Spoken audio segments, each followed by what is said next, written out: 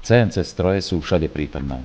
V priemysle, v poľnohospodárstve, v zdravotníctve či v zábave. U laickej verejnosti pretrváva názor v zložitosti ich obsluhy. V našich tutoriáloch tento mýtus zbúrame a vy stratíte rešpekt pred ich používaním. Pozrime sa najprv na časté aplikácie. Diodové lasery sú vhodné na gravírovanie nielen do preglejky, ale aj iných materiálov, ako sú textil, plasty, sklo alebo kovy.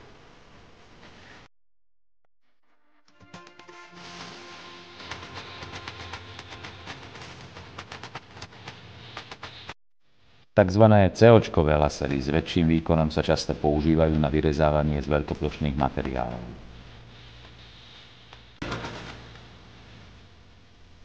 Vláknové lasery rozširujú materiálovú pestrosť obrobkov. CNC obrábacie stroje dokážu sledovať vopred naprogramovanú dráhu nástrojom a opakovane vyrábať rôzne užitočné výrobky. Metódou riadkovania môžeme efektívne vyrábať atraktívne produkty v 3D vyhotovení.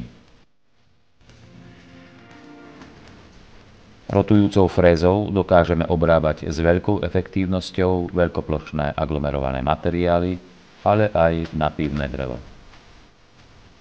Obrábať však môžeme aj s použitím odporového drôtu, často v reklamnom priemysle.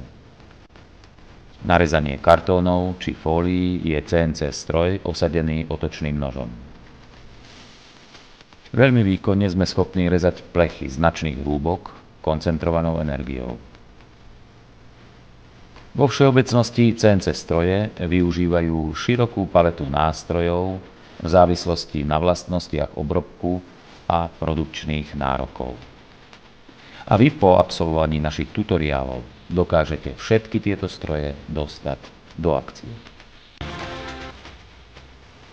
Na internete nájdete mnoho užitočných inšpirácií pre CNC obrábanie. V našich tutoriáloch sa ich naučíme postupne nakresliť, naprogramovať a tiež hodnoverne nasimulovať obrábanie, no a napokon aj vyrobiť.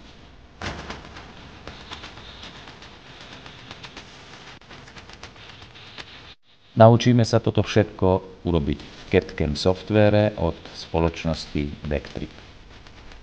Na jej webových stránkach nájdete podrobný popis ponúkaných softvérových produktov, ktoré sa odlišujú funkcionalitou zameranou na špecifiká konkrétnych užívateľov.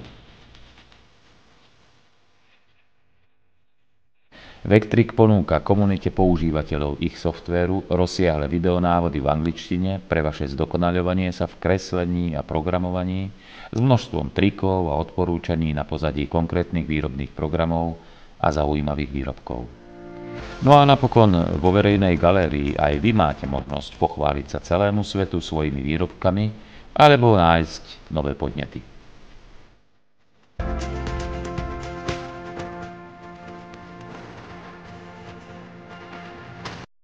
Začnime najprv s riadením vášho pracoviska. Určite si doprajte ergonomické pohodlie. Bude skvelé, ak na jednej obrazovke budete sledovať náš videotutoriál a na druhej budete pracovať.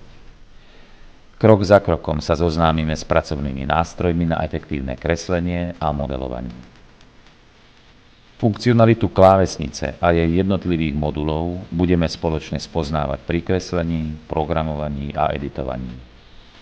Klávesnica bude váš dôležitý spoločník pri zadávaní jednotlivých príkazov, preto doporučujeme venovať jej náležitú pozornosť.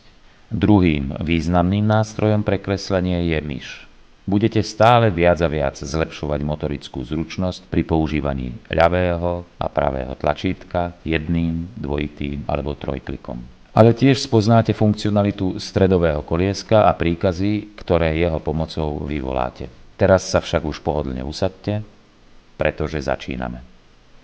V nasledujúcich tutoriáloch vás naučíme v softvéri Vectric kresliť, modelovať a programovať na pozadí zaujímavých prípadových štúdií. A vy zistíte, aké je to zábavné, ľahké a prospešné. S nami to zvládnete.